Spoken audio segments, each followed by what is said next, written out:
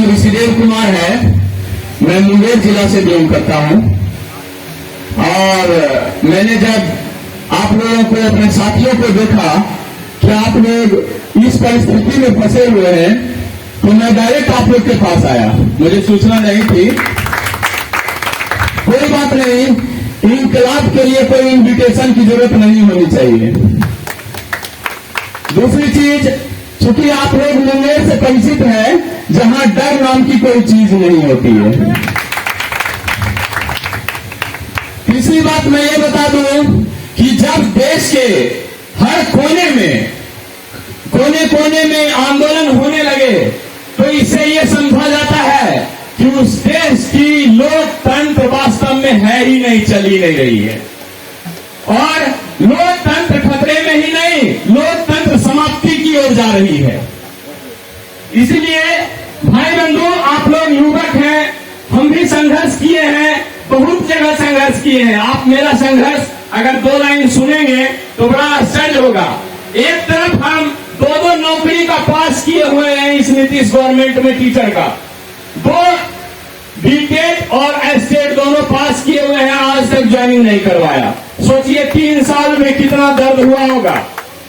दूसरा कि आपके यूनिवर्सिटी में मैं शोधार्थी का छात्र हूं, बायोटेक्नोलॉजी में 4 साल से ये यूनिवर्सिटी ये तय नहीं करवा रही है कि सभी विद्यार्थी को उसका गाइड मुहैया हो। आप पता कर लीजिए, हर एक डिपार्टमेंट में इस विश्वविद्यालय में आधा से अधिक छात्र बैठे हुए हैं, pre PhD course work complete करके उसको नहीं मिल रहा है गाइड। किसकी जिम्मेवारी है? मैं घर से गाइड बनाऊं?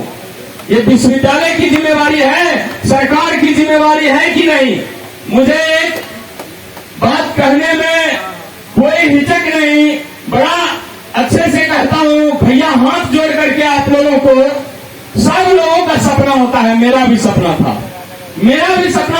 कि कभी डॉक्टर बन करके, प्रोफेसर बन करके रिसर्च करेंगे और हम एजिंग के ऊपर रिसर्च करेंगे और पूरी दुनिया को बोलेंगे। आप लोग जानते हैं, एक आईएएस बन जाना, डीएम बन जाने के बाद भी एक जिला नहीं संभल पाता है आसानी से, और एक रिसर्चर एक सुई का आविष्कार करके भी, एक मोबाइल, एक कंप्यूटर, एक हेलीकॉप्टर का आविष्कार करके पूरी दुनिया बदल सकता है अकेले। अतः मैं आप लोगों को यह समझ में आ गया होगा कि एक आईएएस ऑफिसर से अनंत गुना, करोड़ों गुना शक्तिशाली और प्रभावशाली होता है एक रिसर्च स्कॉलर। लेकिन मैं बताता हूं, इस मगध यूनिवर्सिटी ने एक रिसर्च स्कॉलर के साथ क्या स्थिति ला रखी है। इस बायोटेक्नोलॉजी में भी जाके देखिए, न केमिकल मिलेगा और जो सामान मिलेगा धूल पड़ा होगा। और यहां तक कि डिपार्टमेंट में कुछ लोग बोलेंगे कि केमिस्ट्री वाले भी गाइड बन जाएंगे और कुछ लोग बोलेंगे केमिस्ट्री वाले गाइड नहीं बनेंगे बायोटेक्नोलॉजी के। तो ये हमारे फैकल्टी को भी नहीं पता है और रिटर्न का तो कोई मतलब नहीं है, यहाँ मुंह से कानून चलता है इस विश्वविद्यालय में। तो मैं आप सबसे निवेदन करता हूँ, सपना को टूटते हुए देखना बहुत दर्दनाक होता है। अगर हाथ टूट जाए, पैर टूट जाए तो इतना दर्द नहीं होता है। इसलिए मैं आपसे निवेदन करता हूं भाइयों, आपके बाद भी ये पीढ़ियां आएगी, हमसे पहले भी कोई पीढ़ियां थी, जो पीढ़ी अपने गले में फांसी का फंदा लगाकर हम लोगों के लिए शहादत दी थी कि हमारा देशवासी सही से रहेगा और ये अंग्रेजों के जूते तले नहीं रहेगा। लेकिन आज अगर वही सुभाष चंद्र बोस, वही भगत सिंह 1 मिनट के लिए भी ये चीज देख रहे हैं कि देश की ये स्थिति होगी, तो उनके आत्मा पर क्या गुजर रहा होगा, सोचिए। अगर चाहते तो भगत सिंह 1 दिन में जेल तुड़वा कर निकल सकते थे अपने साथियों के द्वारा, इतना साथी था उसका। लेकिन उन्होंने कहा था नहीं, ऐसा नहीं करेंगे। इसलिए नहीं करेंगे कि अगर मैं भाग सकता हूं, लेकिन अगर मैं फांसी पे चढ़ूंगा तो मेरे देशवासी एक नहीं करोड़ों भगत सिंह बनेंगे। तो आज जरूरत है करोड़ों भगत सिंह की। डॉक्टर, इंजीनियर, प्रोफेसर बहुत हुए। आज मैं देख रहा हूं कंकड़बाग में न्यूज आ रहा है दिन कि एमबीबीएस करके किडनी चुरा रहे हैं, 1 करोड़ में एमबीबीएस बन रहे हैं। मैं आपको समस्या की जड़ और समाधान तक ले जाना चाहता हूं। मेरा मानना है कि अगर आप वास्तविक समस्या का समाधान चाहते हैं तो शॉर्टकट रास्ता छोड़ दीजिए और चोरों से कोई उम्मीद बंद कर दीजिए। ये धरना प्रदर्शन से चोरों को मजा आता है, लुटेरों को और नेताओं को मजा आता है कि भूखा प्यासा बैठा हुआ है। मैं कहता हूं ये छोड़ दीजिए और इस चीज को तब्दील कीजिए कि हमारे देश में गांधी अगर जन्म हुए तो हमारे देश में सुभाष चंद्र बोस भी पैदा लिए हैं और हम उनके रास्ते पे भी चल सकते हैं। अरे हिंसा क्या होता है? मातृभूमि, माँ को बचाना कोई हिंसा नहीं होता है। हिंसा ये कानून में कहा जा सकता है, लेकिन आपके इरादे अगर नेक हो भगत सिंह की तरह तो कोई हिंसा नहीं होता है। अगर हिंसा होती तो कभी भी कृष्ण ने अर्जुन को ये उपदेश नहीं दिया होता कि मारो दुराचारी को, चाहे उससे कोई भी रिश्ता हो। पहला रिश्ता है इंसानियत की, अच्छाई की और सच्चाई की। इसलिए मैं आपसे निवेदन करता हूं, शॉर्टकट रास्ता अगर आप अपनाएंगे तो मेरी तरह 10 साल आंदोलन करते रह जाएंगे। और मैंने किया है गर्दनी बाग पटना में भी।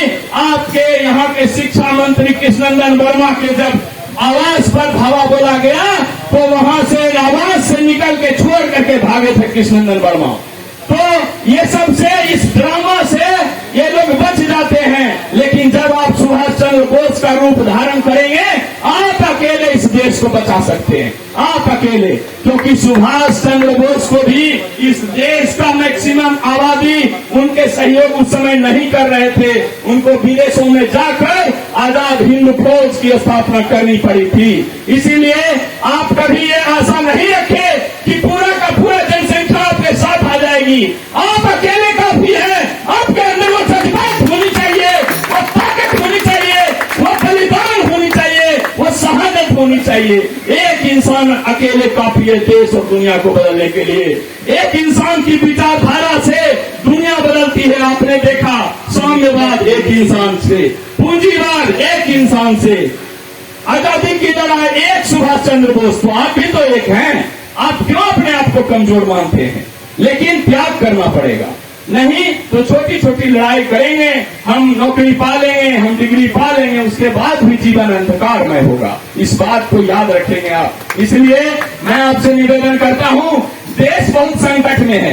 एक आप देख रहे हैं कि विकसित देशों में भी ईवीएम मशीन को हटाकर बैलेट पेपर से वोटिंग होता है। यहाँ जिसे कोई पसंद नहीं करता है, जिस सीएम पीएम को, वो जबरदस्ती इस देश के गद्दी पर काबिज है। इसको उखाड़ के फेंको और इसमें कोई हिंसा नहीं है, इसको उखाड़ के फेंको। अगर इस लोकतंत्र की मर्यादा के लिए आपको सुभाष चंद्र बोस बनना पड़े तो बनो। क्यों?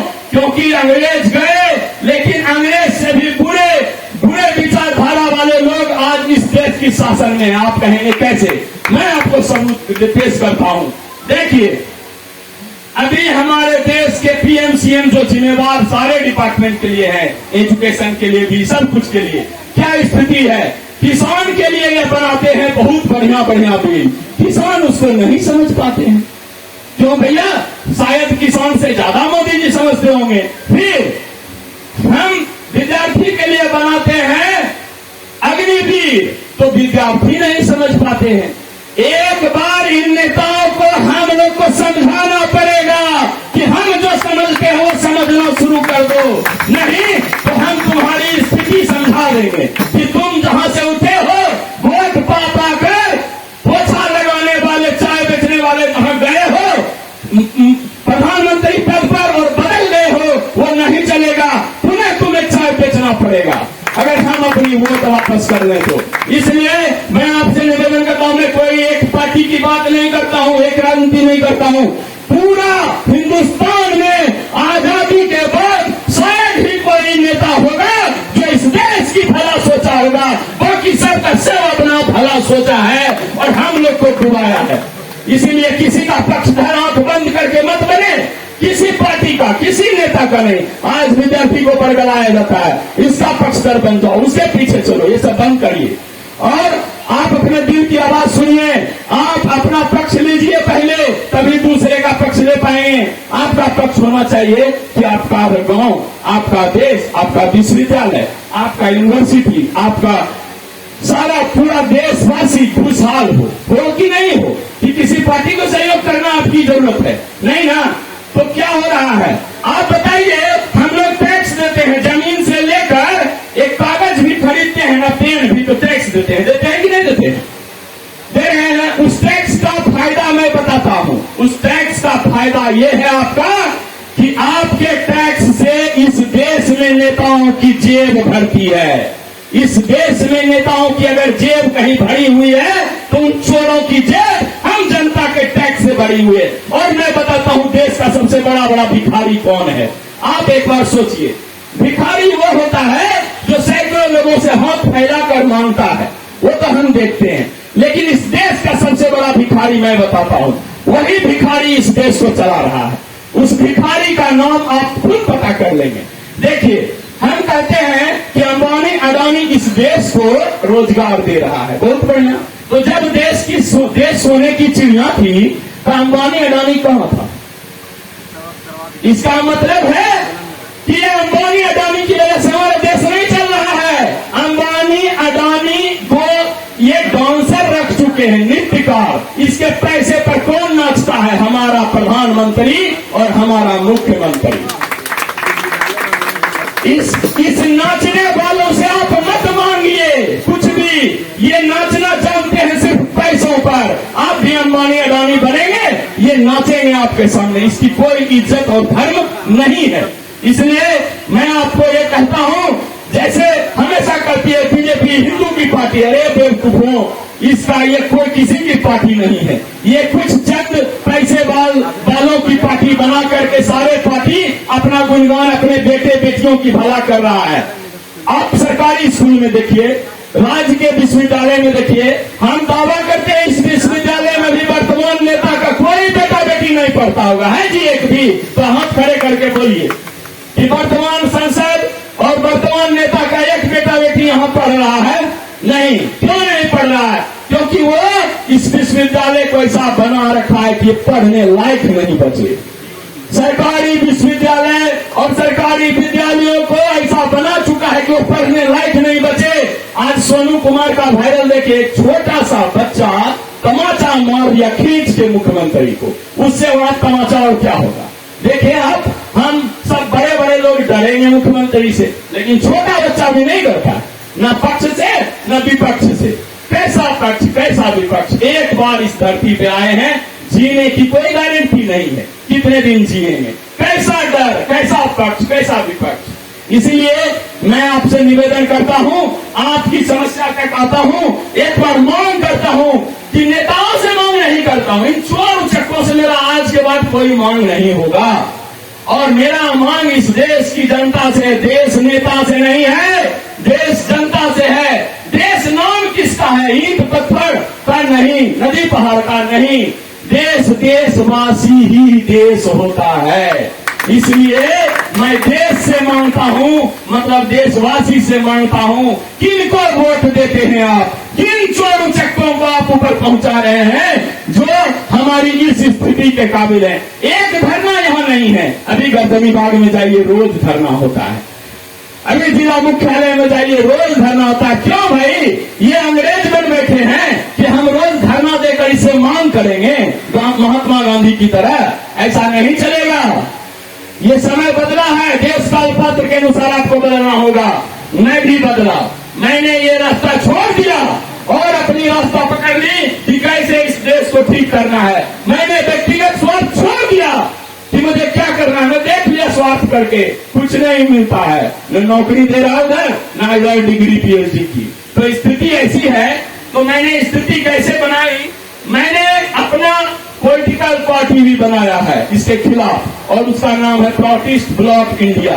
उसमें एक भी व्यक्ति दारू पीने वाला, नशा या किसी तरह का गलत व्यक्ति या चोरी फंसे मंडरा, एक भी गलत व्यक्ति नहीं होता है। अगर कोई भूल चूक से आए तो उसे कान पकड़ के बाहर निकाल दिया जाता है तुरंत।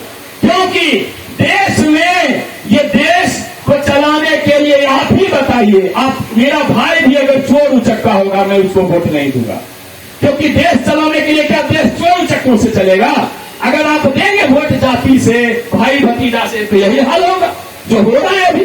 इसलिए जागिए, इस देश को आजादी के लिए बहुत तकलीफ हुआ है। आप एक बार कल्पना करके देखिए कि गले में रस्सी लगाकर भगत सिंह के झूलने पर क्या दर्द नहीं हुआ होगा। तो वह स्थिति मैं आपसे निवेदन करता हूं, सबसे पहले देशवासी से यह मांग करता हूं कि इन स्टूडेंट के लिए आवाज उठाइए, जहां कहीं भी हो। मगधवासी इस स्टूडेंट के लिए आवाज उठाइए जिनका की रिजल्ट नहीं दिया जा रहा है। पहले तो इनका डेट नहीं सही दिया जाता है, सही समय पर इसको डिग्री नहीं दिया जाता है, दुगना तिगुना टाइम बढ़ाकर। उसके बाद डिग्री भी सही समय पर नहीं दिया है। ये बताइए, एक तो दुगना समय ये पढ़ने में देंगे और उसके बाद उतना ही समय डिग्री प्राप्त करने में देंगे, तो बुढ़ापे में नौकरी लेंगे। ये स्थिति बहुत दयनीय हो चुकी है। आप अगर जड़ से इसको ठीक करना चाहते हैं तो एक छोटा सा बात बताते हैं। सबसे पहले आपका संविधान पे आप बहुत गर्व करते हैं, हम भी करते हैं, करना भी चाहिए। लेकिन एक बात बताइए, एक बड़ा टैंकी है उसमें छेद कर दीजिए तो क्या होगा? सारा पानी गिर जाएगा। संविधान में अच्छी जोड़ने के लिए हम लोग अगर तत्पर हो जाए तो कहीं भी आंदोलन नहीं होगा, कहीं भी तकलीफ नहीं होगी। वो एक चीज है कि बिना नियम यानी बिना नैतिक बोध व्यक्ति को किसी भी सार्वजनिक पद पर रखना बंद कर देना चाहिए। क्योंकि नैतिक बोध व्यक्ति अगर नहीं होगा तो कंकड़बाग के एमबीबीएस डॉक्टर की तरह किडनी चुराएगा। आने वाला नेता इतना शोषण करेगा, मुझे तो ये सोच कर आश्चर्य होता है कि देशवासी सह कैसे रहे। श्रीलंका में आप देखें कि सदन संसद में घुस के स्विमिंग पूल में नहा रहे हैं। आप अन्य देश में देखें, अमेरिका में व्हाइट हाउस में घुस गए। इस देश में सहने की अजीब क्षमता है, सबको सहता है ये। तो इसलिए मैं आपसे निवेदन करता हूं, सहना बंद करो, क्योंकि सहना भी अन्याय है, इस बात को याद रखो। इसलिए सहना बंद करो और इस देश में भी एक बार ऐसी आवाज उठाओ कि नेताओं को असली औकात पता चल जाए, और एक मांग उठाओ कि किसी भी सार्वजनिक पद पर नैतिकवान व्यक्ति होगा। अब आप कहेंगे नैतिकवान व्यक्ति कौन होता है? तो नैतिकवान व्यक्ति यही 5 में बुद्ध ने भी बताए हैं, जो यम नियम में प्रतिष्ठित हो, जो हमारे आनंद मूर्ति जी ने भी बताए हैं कि जो यम नियम क्या है? सत्य, अहिंसा, अस्तय, परिग्रह, ब्रह्मचर्य, शौच, साधना, ईश्वर प्राणिधान, स्वाध्याय में जो प्रतिष्ठित हो उसी को कोई सार्वजनिक पद मिलना चाहिए। इसका चेकअप हो तभी। आजकल तो नार्को टेस्ट मशीन निकल गया है। अरे इस विश्वविद्यालय के एक चोर जो वाइस चांसलर बन गए थे, तो इस देश के कोई चोर प्रधानमंत्री भी बन सकते हैं। तो इस विश्वविद्यालय में जो वाइस चांसलर बने हुए थे, अभी तक हम देख रहे थे वेबसाइट से उसका प्रोग्राम हटाया गया। उनका पहले चेहरा शकल हटवाने की मांग किया जाए इस विश्वविद्यालय से। क्या सोचता होगा कहीं भी कि डिक्लेयर चोर का चेहरा आज भी लगा हुआ है? इसलिए मैं आपसे निवेदन करता हूं कि पहले ये तो देखिए आपके विश्वविद्यालय में उन्हीं का फोटो लगा हुआ है, अभी तक वो हटे। दूसरी चीज कि आप लोगों से निवेदन है, मैं ऋषिदेव कुमार, अगर आप चाहें कि एक ईमानदार नैतिकवान, इतना ही नहीं, अब मुझे पर्सनल आप पकड़ सकते हैं, अगर एक भी उसमें गुंडागर्दी टाइप का आदमी घुसे, गलत आदमी, अनैतिक आदमी, तो आप बताइए। मैं मेंबर बहुत कम हूं, 5 ही मेंबर हूं, लेकिन ईमानदार व्यक्ति रहता हूं उसमें, कोई गलत रास्ता पे नहीं। अगर गलती हो जाए तो माफी भी मांगनी पड़ती है। इसलिए आपसे निवेदन है, आप बताइए, आपके देश को विकसित करने का कल्पना अब्दुल कलाम जी ने किया। सब प्यार करते हैं अब्दुल कलाम जी से, चाहे हिंदू हो, मुस्लिम हो, सिख हो, ईसाई हो। लेकिन बताइए कि आपको आपके देश को विकसित करने का कोई खाका, कोई संविधान, कोई ऐसा प्लान भारत के किसी पार्टी में है तो मुझे बताइए। एक भी पार्टी में अगर ये प्लान है कि देश कैसे विकसित होगा तो मुझे बताइए, और अगर नहीं है तो मुझसे लीजिए कि हमारा एक नियम, नीति और प्लान है, प्राउड दर्शन प्रगतिशील उपयोगिता, तो आप इंटरनेट में ढूंढ लेंगे। आप सोचते होंगे ये क्या नया चीज है? आप जानते हैं, एक बार साम्यवादी व्यवस्था पूरी दुनिया में चला, नहीं ठीक पाया, पूंजीवादी व्यवस्था आया, ये भी अब धराशाही होने को है। रिसेशन, कोरोना, इसमें ये सब भी चलने वाला नहीं है। तो हम लोगों की एक नई व्यवस्था है जिसमें रोटी, कपड़ा, मकान, चिकित्सा, ज्ञान की गारंटी सब लोगों को होगी, रोजगार की गारंटी सब लोगों की होगी, क्योंकि उसका बागडोर नैतिकवान लोगों के हाथ में होगा। आज बागडोर चोरों के हाथ में है, जिससे आप मांग रहे हैं। और मैं भाई साहब से भी निवेदन करता हूं, इन चोरों को पिताजी का उपाधि देना बंद करना है। ये चोर चोर ही कहलाएंगे, और चाहे ये प्रधानमंत्री बने या मुख्यमंत्री। इसलिए आपसे निवेदन है कि आप लोग युवा हैं, अगर इतने लोग भी एक ग्रुप बनाए मजबूत, और आज से ये कसम खा ले कि मैं देश की स्थिति बदलूंगा, तो सब कुछ हो सकता है। कोई भी चीज इम्पॉसिबल नहीं है। दूसरी चीज कि आपको अगर बदलना है तो पेड़ के जड़ में पानी डालना होगा। दाल में पानी डालने से पेड़ हरा नहीं होगा। यानी कि एक मांग मान ली जाएगी, दूसरा फिर आपको बैठना होगा, दूसरा मांग मान ली जाएगी, तीसरा फिर आपको बैठना होगा। एक ही बार बैठिए देश की नेताओं की का नैतिक परीक्षा की मांग करने के लिए, सभी पार्टी के लिए। जब तक ये नहीं होगा तब तक मीडिया चलेगा, आंदोलन चलेगा। इसलिए मेरा निवेदन है कि इसको ठीक किया जाए। और मीडिया बंधु से भी मेरा अनुरोध रहता है कि अपनी टीआरपी से ज्यादा देशभक्ति को तरजीह दें, और वास्तव में जो स्थिति है देश की, उसको देखते हुए आप लोग देश को बनाने में काबिल हों। और हम जो अभी सबसे मूल बात आप लोग को बताएं वो ना भूलें कि नई सामाजिक आर्थिक व्यवस्था प्रारूप ही बदल सकता है देश की स्थिति। क्योंकि देश लोकतंत्र, आप कहते हैं स्वतंत्रता पाकर के क्या मिला? लोकतंत्र। और लोकतंत्र भी अभी गुलाम किसका बन चुका है? पूंजी तंत्र का गुलाम लोकतंत्र बन चुका है। इसलिए आपकी बात नहीं मानी जाएगी। आने वाले समय में देश का नेता ही बोलेगा कि हर गांव से एक ड्राम खून मंगवाओ, सिरिंज से खींचकर, और वो भी लीगल हो जाएगा और मंगाया जाएगा। जब तक आप विरोध करना नहीं सीखेंगे, नेता लोग इतना गिर जाएगा कि आपकी खून बेचकर भी जेब गर्म करेगा। इसलिए आपसे निवेदन है, ये विश्वविद्यालय करोड़ों रुपया पेमेंट होता है एक महीना में, और हमें बताइए तो कितना रिसर्च होता है एक साल में? यहाँ रोज पेपर में पढ़ने को मिल रहा है। ये बताइए, एक एक प्रोफेसर का पेमेंट, एक एक टीचर का पेमेंट लाख 1.5 लाख हो रहा है, तो हमारे यहाँ रिसर्च नहीं होना चाहिए? हम जिएंगे यहाँ, टैक्स भरेंगे यहाँ, पढ़ेंगे यहाँ विश्वविद्यालय में, और रिसर्च पाकिस्तान में होगा? ये बताइए। इसीलिए रिसर्च नहीं हो रही, समझ लीजिए आपका देश का बैकबोन, रीढ़ की हड्डी कमजोर हो रही है। और देशभक्ति अच्छी चीज है, लेकिन मजबूती भी जरूरी है देश की। और मजबूती होने के लिए आपको पढ़े लिखों को, रिसर्चर को, सबको वैल्यू देना पड़ेगा। जब तक आप पढ़े लिखों को वैल्यू नहीं देंगे, आपका देश कमजोर होता जाएगा। इसलिए आपसे निवेदन है कि देश में सबसे टॉप मोस्ट एजुकेशन होता है पीएचडी। उन लोगों को ₹1 उसको रिसर्च स्कॉलर को नहीं मिल रहा है यूनिवर्सिटी से, मास्टर डिग्री है, उनको भी कुछ न कुछ जॉब मिले। उसके नीचे और भी जो है, क्यों क्वेश्चन लीक करवाते हो? सरकार खुद क्वेश्चन लीक करवाती है, ये बात साबित हो चुका है। इसीलिए मैं आप लोगों से ये नहीं कहता हूं कि मांग उठाओ, मैं आप लोगों से ये कहता हूं मांगना है तो भारत की जनता से मांगो, और अपने आप को बर्बाद करना इन चोर नेताओं के सामने बंद करो। नमस्कार।